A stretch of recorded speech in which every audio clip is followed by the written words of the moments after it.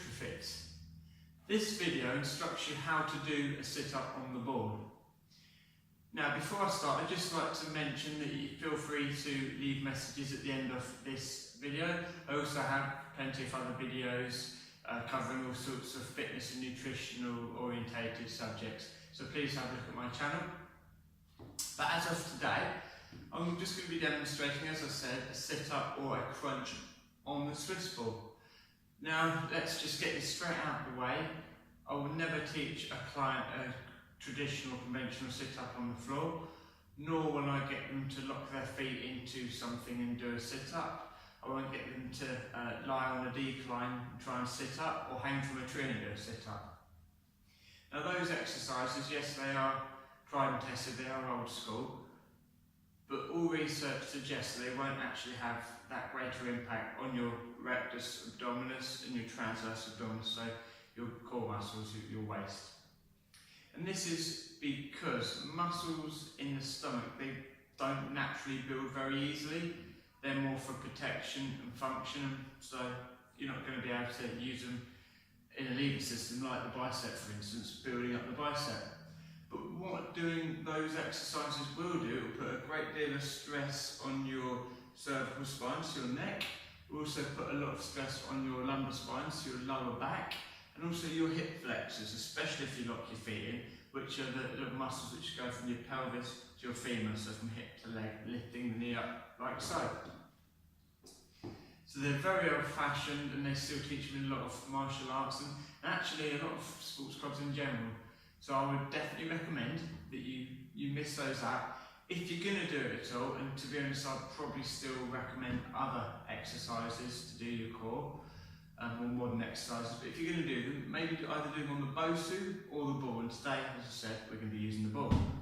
It gives you that balance and coordination aspect, so your brain has to connect with the muscle fibres and nerve endings all around your ankle, knee, hips, your lower back, to essentially create more pathways, more muscle fibre, more nerve endings to build up and give you support around the back. The good thing about that is more muscle, more nerve, more calories you're burning, just in general, more than any exercise, but the stronger you get and the more protection you get for your back. So first we need to activate the core.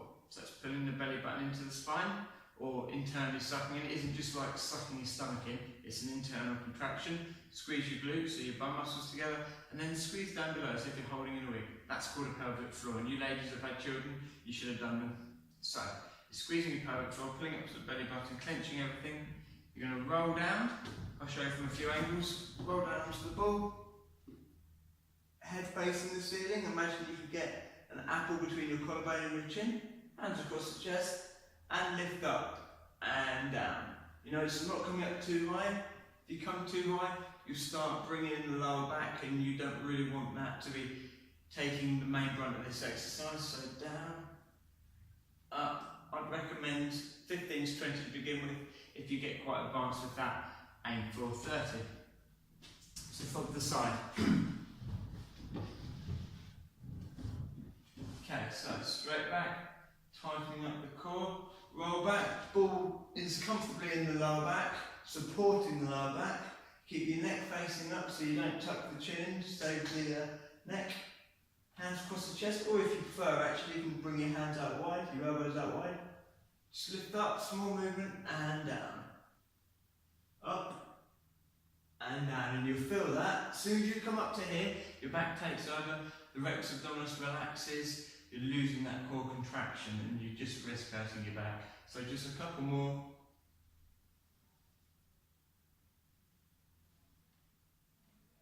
Breathe throughout and relax there. So there you have it. Sit-ups or crunches on the ball. A good exercise for the stomach, and very, very good, especially if you're a trainer and you know not to be giving the traditional kind of feet planted, feet locked in, sit-ups on the floor. You know not to be given those. Sometimes it is quite hard to re-educate clients, and they'll do what they want to do anyway, especially when they go home. So if you recommend they do it on the ball, you're then just taking a little bit of stress off the back, you're elevating the knee and therefore the femur, reducing the stress going through the hip flexors. So that's all a good thing. And just making sure that you keep the neck straight, so that eyes in front as you're sitting up. That'll protect the neck a bit. Obviously obviously the ball being wobbly, being round, you are going to have to activate a lot more muscle to contract and hold you in position. So that doesn't just go to the stomach. Whenever you're on the ball, you're going to be working the whole body because your body works as a unit from the inside out. So that is why the ball is so amazing. That's why we do the sit-ups on the ball. As I said at the beginning, there will be new videos coming out. I have already got quite a few videos, over 100 in fact, so please feel free to rifle through those. Any comments would be greatly appreciated.